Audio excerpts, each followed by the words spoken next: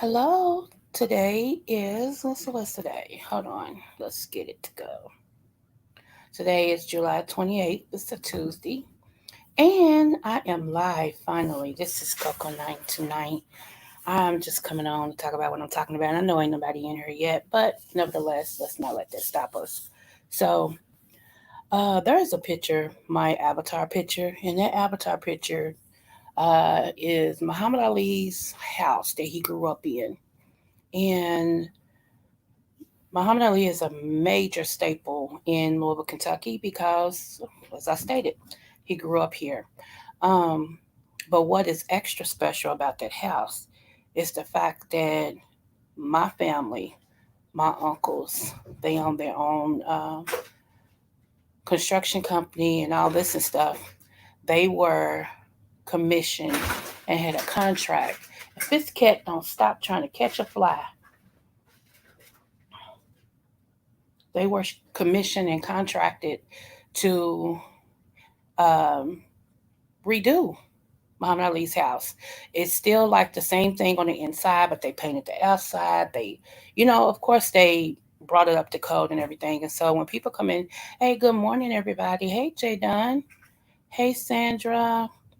Um, I'm not gonna be on here long, y'all. This is my first time doing this, so I'm just trying to get used to it. But anyway, back to this house. So when people come in town to Louisville, Kentucky, because now I live in another city in Kentucky, but um, they always want to know where Muhammad Ali grew up at. So when they know that it's in the West End, they kind of think twice about it. But then they go on down because their house is severely secured. I mean, it's cameras like cameras you don't see, cameras everywhere. So when your dog's the same way. Oh, sometimes it's girl, this cat chase stuff I don't even see. I'm like, what are you picking up? Because I mean, it's crazy. Um, but when Muhammad Ali died, y'all, it was crazy here in Louisville. And see, my great auntie was Layla Ali's nanny, and I got pictures of that. So, my family is really tied close to Muhammad Ali. So, um, that was a blessing to know him and to somewhat, be attached to his family. Um, it was crazy when he passed away. So when I tell y'all the city was shut down, it was beautiful the love that he was shown, which we always loved him. I think at a certain point he got tired of the racism here in Louisville, Kentucky, because as you all know, Breonna Taylor, they still marching for her. She's here in, she was here in Louisville, Kentucky, and that was oldest son. Um, my oldest son, his friend was Breonna Taylor's cousin. So he's really close to them and the situation and everything. But it shouldn't take that long to get justice. You see what I'm saying? So also Boyce, what is his name? Dr. Boyce Watkins, something like that. He's real big on YouTube too. He's from Louisville, Kentucky. He actually used to live down the street from Muhammad Ali. So what else? It's a whole lot of people that's from here that people don't know. Your girl that played in Hunger Games, the white girl, she's from Louisville, Kentucky. Um, we have a whole lot of people here. But when he passed, oh my goodness, the love that came through, like I was able to leave work early. Of course, they cut school. So I walked to Broadway, me and my daughter, which was just like right up the street. So my baby girl. So we walked up there to Broadway. People had chairs out. They were barbecuing. They was playing music, and we knew which way the motorcade would go. And so the motorcade actually, I mean, I think it's footage on YouTube. The motorcade actually pulled up in front of his house. This house right here, I'm standing in front of, and it was pandemonium. I mean, Layla, Will Smith, Muhammad Ali's other kids, his wife. I mean, celebrities deluxe, And then they made their way around to Broadway, and they was going through. When they started seeing that the hearse and stuff was coming, everybody started throwing roses and screaming, blah, blah, what's that? Umbaye, something like it, whatever he was saying. And I got a chance, me and my daughter, to shake Will Smith's hand. It was just, it was just wonderful to see the love that the city still had for their son. He was a big U of L fan. When he came home, he would always go to the games. It was just awesome. It was really, and some people actually like rode, skateboarded and rode their bikes alongside of the hearse all the way to the graveyard site. So it was just bittersweet. And I remember going around there to take pictures in front of the house, and everything. And it's a pink house. They wanted it to stand out, so they made it pink and everything. So that's my Muhammad Ali story. Okay, agree. We marched here in PA. Yeah, it's crazy. When I found out that they shot that girl and then didn't even give her no emergency help. Like, she's laying in the bed bleeding. Imagine going to bed regular, and then you laying in the bed because you riddled with eight bullets, you know, and you don't know why you even shot. That's crazy. Oh, and you got to see Muhammad Ali when he came to Madison. Okay. I have three fighters that I love. Okay. One would always be Muhammad Ali. Muhammad Ali is my favorite boxer. I don't care. Second, Mike Tyson. Oh my goodness. Mike Tyson's just a knockout artist. He's a freak of nature. I can't wait to see him fight again. Him and Roy Jones Jr., they're going to fight. But the third one is my husband. My husband used to be a boxer, and he got to travel around boxing and winning. I think he was like 28-1 or something like that. 28-0, 28-1.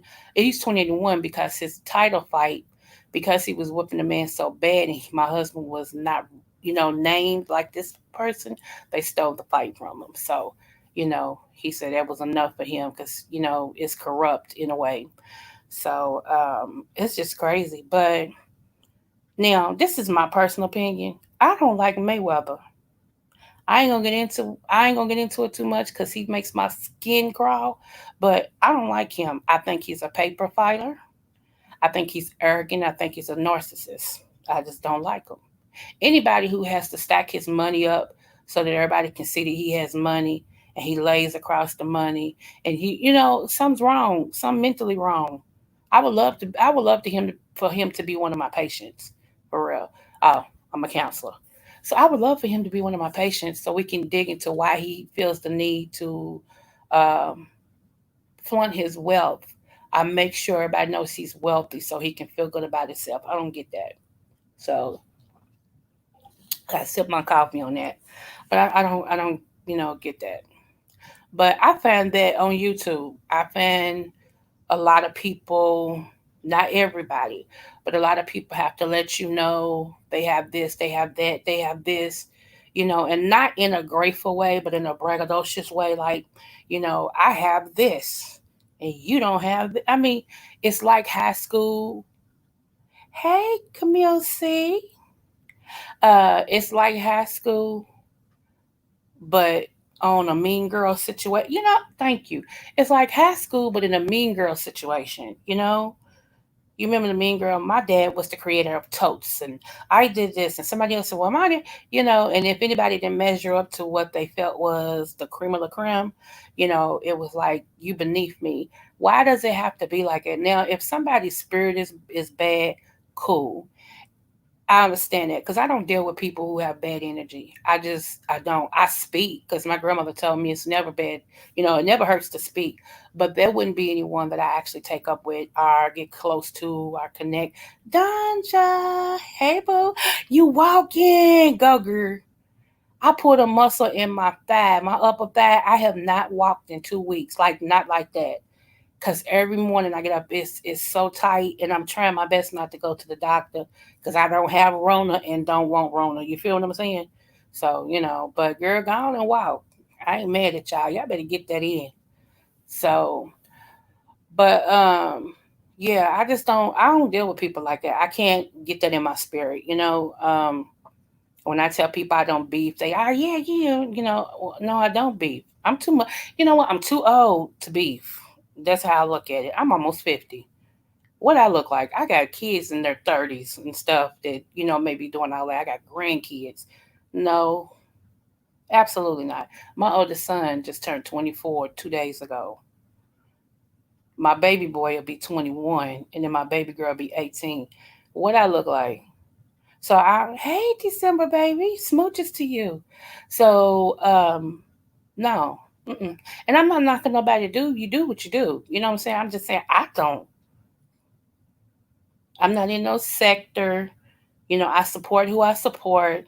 I go all over YouTube because I learn stuff all over YouTube. Like my new business that I got, I make body butters and uh, herbal scrubs, and I make hand sanitizers and stuff like that. Because, like I said, when I went to medical school, I didn't stay because I had to drop out for personal reasons. But it wasn't because I wasn't smart. It's just when you have kids, you have to pick your struggle. So, but I did go back and get my certified nurse's assistant degree, and then I went on from there. But chemicals, I did study, so I know how much to go and what to do and what, and how to mix what. So I decided this crap, and one of my daughters is about to graduate from RN school in September. So me and her were talking, and this stuff that they peddling across these stores. I ain't gonna say everything because I would be wrong, but most of the stuff that they give out as hand sanitizers and charging $4 and $5 for, it's not even the top grade. It's not. And so when you know better, you help your people and you do better. So that's what I've been doing. So I've been kind of staying away from YouTube. Like I'll be in the bushes listening to a whole lot of people. And but I've been in my lab creating. I have. I've been in here, trying to create my wealth, um, and I get peace creating. So I've been over here making my scrubs and my body butters, my hand sanitizers, and I mean, God has just been blessing. People have been emailing me and contacting me and putting in their orders, things, like I want this. I had somebody that wants every cent that I have and everything. She said, "Give me my bill, tell me how much it is. I cash app you, and you just ship it to me." I was like, "Wow." So, God is good, and I know y'all hear me talking about God all the time, but that's just who I am, y'all, for real. If you knew my story, you would understand why I don't argue, why I don't beef, why I don't. If you don't like me, cool, and that's all I got to say about that. Cool. Next, I mean, because today is still Tuesday, even when you don't like me. You understand what I'm saying? I mean, it's crazy. So, I learn from everybody. You know what I'm saying? It's something that I get from everybody. So I try to, look for the good in people. Even if I see the worst, I still try to look for the good in people. Like, what makes this person? And I guess it goes also back to, you know, what I have my doctorate in, which is counseling. I can't help but to analyze some things when I see it. It's like, okay. But yeah, I just wanted to come on here today for my first time. You all made history. Y'all my first chat. Whoop, whoop, whoop. So I'm just excited. And I'm still in my gown, y'all. So that's why I didn't come live, but with my face and everything. Plus I wanted to tell the story about the house. And I'm waiting on some more stuff to get here. I got so much stuff coming because I'm redoing my stuff in my house. Um, I'm doing my dining room, my bedroom. I'm shifting this media room I'm in because I have a media room. But my computer, I have a work computer that's coming in here as well. And I'm a position it where I can look out on my patio and everything. It feels good not to have to leave the house to make some money. Y'all, come on in here. So, since I'm on this way now, if you some things that y'all want to talk about, let me know. I be all over the board when I come on with my titles, for the simple fact that it's like whatever hits me, I speak on it. Whatever I see, I speak on it. Like later on today, I'm gonna be talking about molestation, and I'm gonna show you. I'm gonna tell some of the mothers, aunties, and stuff like that that what to watch for in your child when they being molested. Because not all kids come out and say, "Mom, somebody's touching me," and everything. And I'm gonna tell you how mine started. I know y'all have heard several times me talk about me and my cousin. You know how he actually started messing with me and all this and stuff like that. But I'm actually show y'all some other way. I'm gonna tell y'all some other way that y'all don't ever see coming. Um, but you need to know this, especially in this day and age, because people are promoting pedophilia, and I'm not even talking. I'm not talking about anybody on YouTube. So let me clear that up. I'm talking about people in general. Okay, I've never seen a bunch of adults that think it's okay to want to sleep with kids. I think it's sick. Okay, I don't think. I know it's sick. So that would be the next thing they try to legalize. Mark my word, y'all heard it from here. They're going to try to legalize pedophilia. They're going to try to legalize it. This is what they're going to use to try to do this, okay? They're going to say, well, you all gave gays their rights. Why can't we have it? If it's okay for the same sexes to sleep with each other, then it should be okay for us to sleep with kids. Our people of this age. Mark what I tell you. It's coming. It's coming. They preparing this now. They're trying to make sure that they have a leg to stand on. I'm telling y'all. So you're gonna need to know what to look for in every area. And I don't have the market cornered on molestation, but I can just tell you how it happened with me. And if you got grandkids, nieces, nephews, because it happened to men too. It's just boys don't talk about it that much. They act it out. Girls are more verbal. You know, people expect it to happen more to females, so they kind of look for it more. But it happens to dudes too. You know, um, but I will be back on to talk about that. Just look for um, the time and everything, and it's gonna be interesting because I'm straight up no chaser. I'm gonna tell you everything, how it happened, what happened, how many times it happened, with who it happened with, because I feel like if I'm going to inform you on something, I need to be naked and unashamed and open and transparent, so that you can be like, oh wait a minute, my granddaughter. I remember somebody saw me there. Look at my grand. Let me talk to her. You know, because trust me, the last time I did this type of open forum, I was on a radio station talking about it, and so many people started calling in.